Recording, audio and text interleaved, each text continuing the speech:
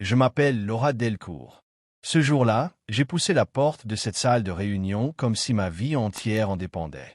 En réalité, c'était vrai. J'étais habillé d'un tailleur bleu électrique. Élégant. Serré juste ce qu'il faut. Pas une mèche de travers, pas un mot de trop. Tout en moi criait « Je suis prête ». Mais à l'intérieur, mon cœur battait à toute allure. Et pourtant, j'avançais, droite, déterminé, comme si j'avais fait ça toute ma vie. En face de moi, un homme me regardait avec un large sourire. Philippe Darbon, le grand patron de Darbon et Associés, un cabinet de conseil international, l'un des plus redoutés dans le milieu. Un requin élégant en costume 3 pièces. Il tend la main, sûr de lui.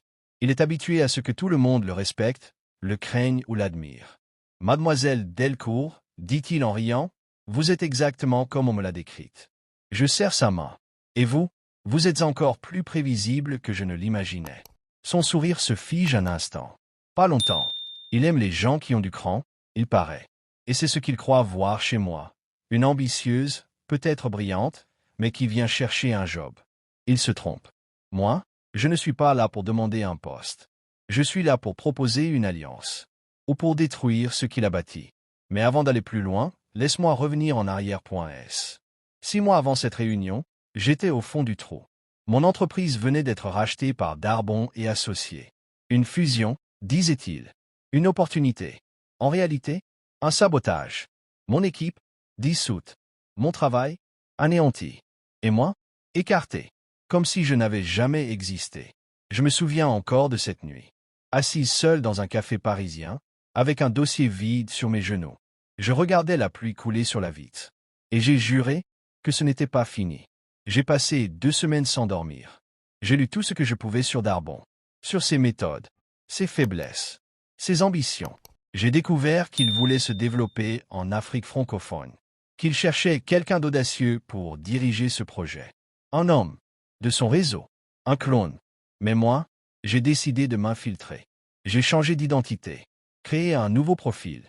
J'ai monté 2 projets pilotes sous pseudonyme. Et j'ai fait exprès de laisser fuiter certains résultats. Le bruit a couru qu'une consultante indépendante faisait des miracles sur le terrain. Darbon a mordu. Et c'est comme ça que je me suis retrouvé devant lui, ce matin-là, dans cette salle de réunion, tailleur bleu et sourire calme. Il me propose un café. Je refuse. J'ouvre ma tablette. Je ne suis pas ici pour un entretien, monsieur Darbon. Je suis ici pour vous présenter une proposition. Et si vous êtes intelligent, vous l'écouterez jusqu'au bout. Il hausse un sourcil. Intrigué. Je lui montre les données. Les résultats. Les marchés que j'ai ouverts. Les alliances que j'ai scellées. Puis je lâche la bombe. Tous ces projets que vous admirez, c'était moi. Derrière chaque ligne, chaque décision. Sous un autre nom. Il recule légèrement dans son fauteuil. Il ne rit plus. Vous êtes en train de me dire que je vous ai devancé, que je vous ai observé, et que je suis la seule capable de faire ce que vous voulez faire en Afrique. Il croise les bras. Silence. Et vous voulez quoi, exactement? Je le regarde droit dans les yeux. Une codirection. 50-50e. Une branche indépendante. Et surtout, que mon nom soit affiché à côté du vôtre. Il éclate de rire. Mais ce n'est pas un rire moqueur. C'est un rire nerveux. Il commence à comprendre. Vous avez du cran, mademoiselle Delcourt. Je souris. Non, j'ai un plan. Le partenariat a été signé. J'ai eu les rênes. J'ai dirigé les premières implantations. Mes méthodes ont surpris. Mes résultats ont explosé. Darbon a dû s'incliner. Peu à peu, il a compris que je n'étais pas là pour faire joli dans les rapports. Je construisais quelque chose de réel, de solide, d'incontrôlable. Mais ce qu'il ignorait, c'est que je gardais encore une carte dans ma manche. Depuis des mois, j'avais découvert qu'un de ses associés de longue date manipulait des fonds. Détournement, fraude fiscale, compromission. J'avais les preuves. Je n'avais rien dit. Pas tout de suite. Je voulais d'abord que Darbon me donne toute sa confiance. Et un matin, je suis arrivé tôt. J'ai laissé un dossier scellé sur son bureau. Quand il est entré, je l'attendais, assise. Il ouvre le dossier. Blémy, comment avez-vous eu ça? Vous savez, Philippe, vous m'avez sous-estimé dès le premier jour. Vous m'avez prise pour une ambitieuse qui voulait un poste. Mais moi, je voulais bien plus. Je voulais ce que vous ne donnez à personne, le pouvoir. Il me regarde. Silencieux. Brisé? Non. Impressionné. Alors, Qu'est-ce que vous attendez de moi? Demande-t-il. Que vous me laissiez cette entreprise. Cette branche. Ce nom. Delcourt Stratégie. Et que vous annonciez publiquement que le futur de Darbon et associés repose sur moi. Il n'a pas dit non. Il a seulement acquiescé. Il savait que la partie était terminée. Ou plutôt, qu'un nouveau jeu venait de commencer. Un jeu où je posais les règles. Je suis PDG de ma propre division. Je négocie avec des gouvernements. Je forme des leaders. Je donne des conférences. Et parfois, je repense à cette réunion. À cette poignée de main. À ce tailleur bleu. Et à l'instant précis où j'ai compris que ne pas avoir peur pouvait changer une vie entière. Alors si tu écoutes cette histoire, retiens ceci. N'attends pas qu'on t'invite.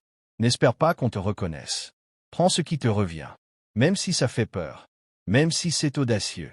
Parce que parfois, oser, c'est exactement ce qui te fera gagner. Mais tu sais, la victoire, ce n'est jamais la fin. C'est souvent le début d'un autre combat.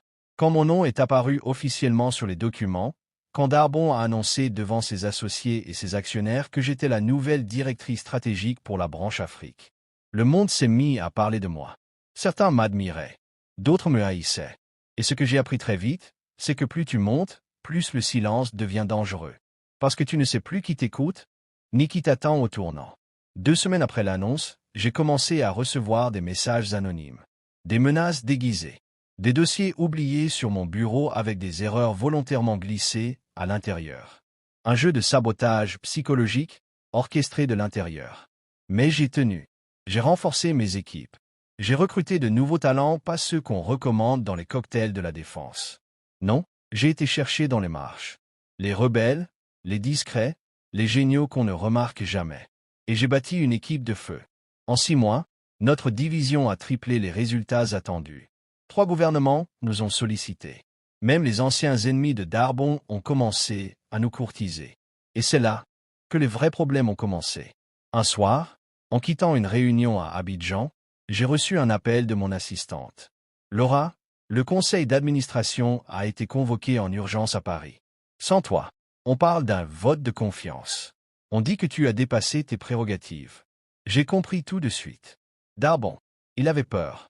Peur que je devienne plus forte que lui. Que je prenne tout. Alors il a tenté de me faire tomber. En douce. Par derrière. Comme il avait fait avec tant d'autres avant moi. Mais j'avais appris. Et j'étais prête. J'ai pris le premier vol pour Paris. J'ai réuni mes preuves. Mes résultats. Mes soutiens. Et surtout, j'ai apporté un enregistrement. Une conversation privée. Entre lui et l'un des financiers du conseil. Où il disait clairement. Laura est brillante, mais trop indépendante. Il faut l'affaiblir, sinon elle nous éclipsera tous. Je suis entré dans la salle de réunion en silence. Tous les regards se sont tournés vers moi. Je sais que vous comptiez voter sans moi, ai-je dit calmement. Mais je vous demanderai d'écouter ceci d'abord. Je lance l'enregistrement. Le silence, puis le malaise, puis l'explosion. Darbon a tenté de se défendre. De nier. Mais cette fois, c'était moi qui avais les cartes. Le vote a eu lieu. Pas pour me virer, mais pour me promouvoir. Ce jour-là, Darbon a perdu le contrôle. Et moi, j'ai été nommée présidente exécutive de la branche Afrique-Europe. Je n'étais plus celle qu'on surveille, j'étais celle qui décide. Aujourd'hui, je gère plusieurs filiales.